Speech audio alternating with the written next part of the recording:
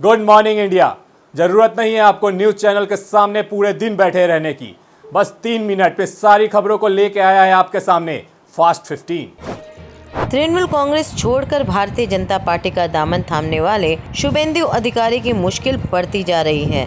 शुभेंदु अधिकारी के घर फिर पहुंची सीआईडी की टीम। 3 वर्ष पुराने सुरक्षा कर्मी की आत्महत्या मामले में चल रही है जांच। जिम करते समय डंबल गिरने से एक युवक की दर्दनाक मौत हो गई। मृतक अरूप सिंह पश्चिम बंगाल के श्रीरामपुर के महेश में रहता है और रिसड़ा के ग्लास फैक्ट्री का कर्मचारी है। मध्य प्रदेश में विदिशा जिले के गजमसौदा दर्दनाक हादसे का रेस्क्यू ऑपरेशन 27 घंटे बाद बंद कर दिया गया। प्रशासन की कड़ी मशक्कत के बाद 11 शव निकाले जा चुके हैं। वहीं अधिकांश लोगों को सुरक्षित बाहर निकाला गया है। विदिशा हादसे पर पीएम मोदी ने शोक व्यक्त किया है। एक्टर सोनू सूद से मिलने के लिए एक शख्स 1200 किलोमीटर साइकिलिंग चलाकर मुंबई पहुंचा। इस शख्स ने अपने साइकिल में सोनू सूद का एक बड़ा सा फोटो भी लगा रखा था। इस दौरान अपने फैन का सोनू सूद ने हाथ जोड़कर स्वागत किया, उसका हालचाल जाना। बिहार के पश्चिमी चंपारण में अब तक 16 लोगों की संदिग्ध हालत में मौत हो चुकी है, जिसके बाद लोग दहशत में हैं। पुलिस ने इस मामले में 4 लोगों को हिरासत में लिया है। परिजनों का आरोप है कि ये मौत जहरीली शराब पीने से हुई है। बताया जा रहा है कि मारे गए कुछ लोगों में शराब पीने की पुष्टि हुई है। हालांकि प्रशासन ने अभी तक इस मामले में चुप्पी साध रखी है। देश भर में पेट्रोल डीजल की कीमतें आसमान छू रही है। तेल कंपनियों ने आज पेट्रोल डीजल के रेट जारी कर दिए हैं।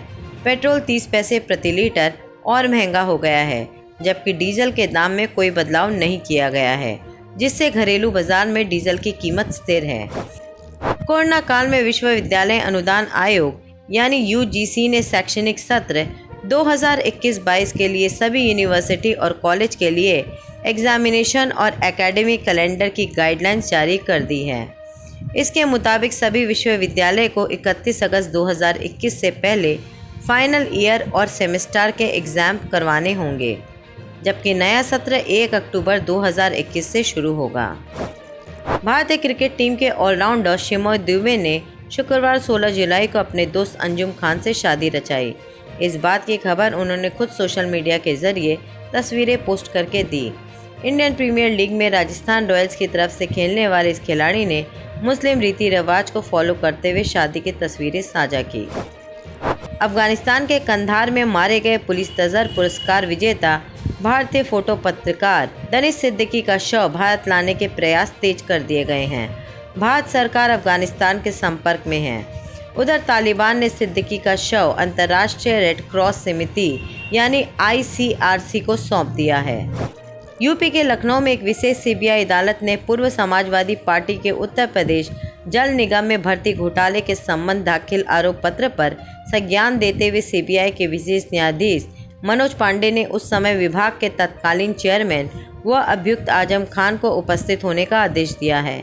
चूँकि आजम खान एक अन्य मामले में सीतापुर जेल में हैं, इसलिए सीबीआई न्यायाधीश मनोज पांडे ने जेल अध्यक्ष को सोमवार को वीडियो कॉन्फ्रेंसिंग के मामले से उनकी उपस्थिति सुनिश्चित करने का आदेश दिया है। सोशल मीडिया पर एक शादी का वीडियो वायरल हो रहा है। इस मज़ेदार वीडियो में दूल्हा स्टेज पर मज़े से नींद पूरी कर रहा है। सोशल मीडिया साइट इंस्टाग्राम पर शादी का ये वीडियो काफ़ी पसंद किया जा रहा है। इंस्टाग्राम रील्स पर निरंजन महापात्र नामक शख्स ने शादी का यह मज़ेदार वीडियो शेयर किया है। उत्तर प्रदेश में असेंबली इलेक्शन अगले साल होना है, लेकिन सियासी रणनीति अभी से चल रही है। इस क्रम में 3 दिन के दौरे पर शुक्रवार को कांग्रेस महासचिव प्रियंका गांधी वाड्रा लखनऊ पहुंची। फिर गांधी प्रतिमा के सामने प्रियंका ने 2 घंटे तक कानून व्यवस्था को लेकर मौन व्रत किया। इसके बाद प्रियंका गांधी ने उत्तर प्रदेश की योगी आदित्यनाथ सरकार पर जमकर हमला बोला। संविधान को नष्ट किया जा रहा है, लोकतंत्र का चीर है। कल नरेंद्र मोदी प्रधानमंत्री जी यहाँ आए, उन्होंने 2 चीज कही। सबसे पहले तो योगी जी को एक प्रमाण पत्र दिया कि कोरोना की दूसरी लहर में दूसरी बात उन्होंने कहा कि उत्तर प्रदेश में अब विकास हुआ है। तो मैं पूछना चाहती हूँ, ये कैसा विकास हुआ है? कि जब कोरोना की दूसरी लहर चल रही थी तब तो आपने पंचायत के चुनाव कराए। उस समय कितने लोग कोरोना से संक्रमित हुए, कैसी व्यवस्था थी, कितने अध्यापक कोरोना से कितनों की मृत्यु हुई। लेकिन आपने पंचायत के चुनाव कराए क्योंकि आपने सोचा कि चुनाव का परिणाम आपके पक्ष में है, आपके पक्ष में उस तरह आपकी इच्छा अनुसार नहीं है। तो अब जब जिला पंचायत के अध्यक्षों और ब्लॉक प्रमुखों का चुनाव है तो आपके हिस्सा है, आपका प्रशासन, आपकी पुलिस उम्मीदवारों का अपहरण कर रही है, उम्मीदवार नामांकन पत्र भरने जा रहा है, आप उसको उठा के ले जा रहे हैं, नामांकन पत्र उठाए जा रहे हैं, जो महिला उम्मीदवार है उनको माला खींचा जा रहा है, उनके वस्त्र खींचे जा रहे हैं। तमाम जिलों में प्रशासन धमकी दे रहा है सदस्यों कि किसको वोट देना चाहिए, कहीं पे बम फूट रही है, कहीं पे आप हिंसा करा रहे हैं, गोली करवा रहे हैं, क्या हो रहा है इस तरह से? तो क्या आप सोचते हैं कि जनता मौन रहेगी, विपक्ष मौन रहेगा, कोई कुछ नहीं रहेगा? इस तरह की जो अराजकता उत्तर प्रदेश की सरकार खुद फैला रही है, तो इसलिए कर रही है कि पूरी तरह से नाकाम है। कोरोना की दूसरी लहर में इनकी व्यवस्था एकदम आज प्रमाण पत्र मिल रहे हैं अपनी ही तरह।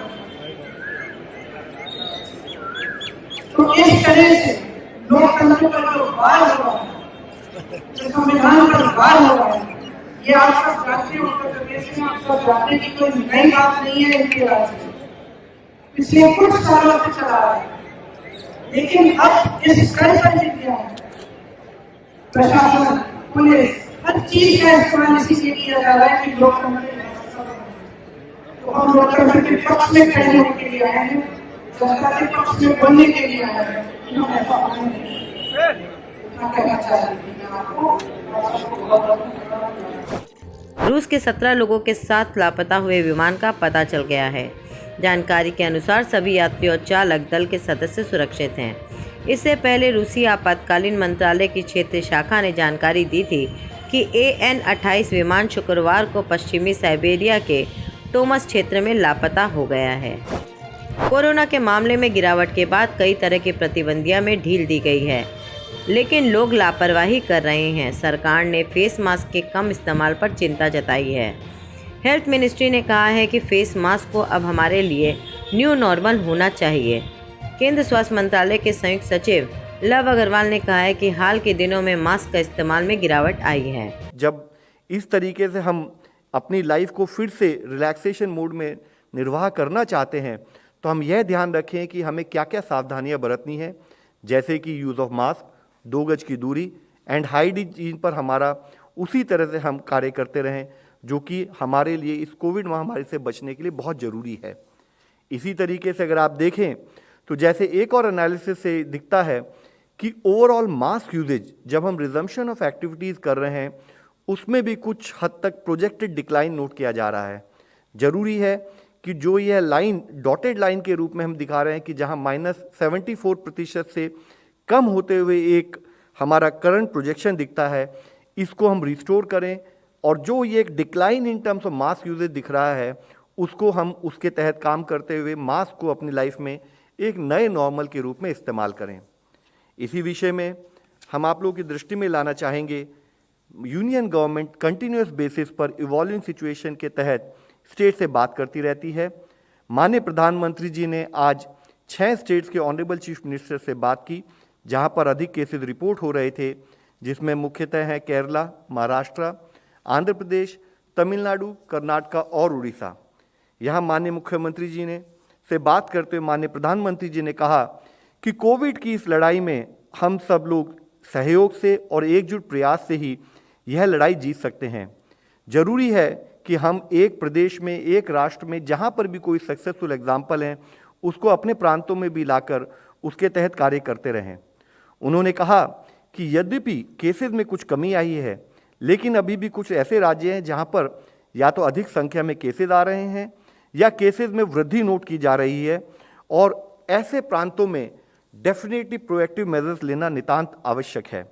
उन्होंने कहा कि कोरोना के खिलाफ हमारी स्ट्रैटेजी शुरू से वही है जो हम अब तक अपनाते रहे हैं, यानी कि टेस्ट, ट्रैक, ट्रीट और जैसे कि माननीय प्रधानमंत्री जी ने कहा, अब एक टीका। उन्होंने स्टेट से यह भी कहा है कि जहां अधिक केसेस आ रहे हैं वहां पर माइक्रो कंटेनमेंट जोन्स के द्वारा स्ट्रिंजेंट एक्शन लिया जाए। जहां पर उन्होंने कहा है कि अगर केसेस में कुछ कमी आई है, लेकिन जरूरी है कि एक स्तर पर यह चर्चा होती है कि तीसरी लहर की आशंका हमारे सामने बनी हुई है, तो हम इस समय का इस्तेमाल करें in terms of increasing our RT-PCR testing capacity, beds को बढ़ाएं, खासकर ग्रामीण प्रांतों में ICU बेड्स को बढ़ाएं और टेलीमेडिसिन जैसी टेक्नोलॉजी रिलेटेड सुविधाओं का उपयोग करके अपने रिमोट और रूरल एरियाज में भी मेडिकल फैसिलिटीज़ को इस्तेमाल के लिए लाएं। उन्होंने यह भी कहा कि PM केयर्स के द्वारा जो PSA प्लांट, जो ऑक्सीजन प्रोडक्शन प्लांट जो जिला स्तर पर सैंक्शन हुए हैं, वह स्टेट से उन्होंने अपील की है कि उसके लिए एक सीनियर अधिकारी को नियमित किया जाए और एक मिशन मोड में 15 से 20 दिनों में उन सारे PSA प्लांट्स को पूरा किया जाए। साथ ही जैसे कई स्तर पर यह आशंका भी व्यक्त की जा रही है कि आने वाले समय में बच्चे भी कोरोना से प्रभावित हो सकते हैं, तो उस विषय में उन्होंने स्टेट से रिक्वेस्ट की है कि संबंधित इंफ्रास्ट्रक्चर जो बच्चों के ट्रीटमेंट के लिए है उसको भी बढ़ाया जाए। उसके लिए उन्होंने मुख्यतः गवर्नमेंट ऑफ इंडिया की तरफ से 23,000 करोड़ रुपए जो कि ERCP पैकेज 2 में सैंक्शन हुए हैं, उसका इस्तेमाल करके इन हेल्थ इंफ्रास्ट्रक्चर फैसिलिटीज़ को बढ़ाने की रिक्वेस्ट की है। उन्होंने यह भी कहा है, जैसे मैंने इससे पहले आपको दिखाया, कि विश्व में कई देशों में पिछले हफ्ते से कोरोना के केसेस में गति आई है, जो कि हमारे लिए एक चेतावनी है। साथ ही उन्होंने ये कहा कि जैसे कुछ इमेजेस जो मीडिया के द्वारा हमारे सामने दिखाई जाती हैं, जिसके तहत हमें दिखता है कि लोग या तो मास्क का इस्तेमाल नहीं कर रहे हैं या फिजिकल डिस्टेंसिंग का पालन नहीं कर रहे हैं, तो वह हमारी चिंता को इस विषय में और भी अधिक बढ़ाता है। और ज़रूरी है कि समाज के हर वर्ग का सहयोग लिया जाए, चाहे वह हमारे पब्लिक रिप्रेजेंटेटिव हों, चाहे कम्युनिटी बेस्ड ऑर्गेनाइजेशन हों, हमारे देश के सारे NGOs हों और देश का हर नागरिक जुड़े, जिसमें कि कोरोना से संबंधित व्यवहार के रूप में अवेयरनेस एक फिर तरीके से सिस्टम पर लाई जाए और साथ ही उसके एडहेरेंस के लिए काम किया जाए। मुख्यतः उन्होंने कहा कि इस समय पर जरूरी है कि हम सजग रहें, हम सतर्क रहें और हम सख्त रहें। महाराष्ट्र के जलगांव में हेलीकॉप्टर दुर्घटनाग्रस्त हो गया है। हादसे में जहां एक पायलट की मौत हो गई है, वहीं दूसरा जख्मी हुआ है। पुलिस के अनुसार हेलीकॉप्टर ट्रेनिंग अकादमी का था और इससे महिला पायलट सहित 2 पायलट थे। जानकारी के अनुसार शुक्रवार शाम 4 बजे के आसपास गांव से दूर एक खेत में ट्रेनी चार्टर प्लेन क्रैश होकर गिरा है, जिसमें एक पायलट की मौत हो गई है। अधिकारियों ने बताया कि घायल महिला ट्रेनी पायलट को नज़दीक के अस्पताल में ले जाया गया है। Civil aviation minister Jyotiraditya Scindia ने इस घटना पर दुख जताया है। आज के लिए बस इतना ही, कल फिर मिलेंगे।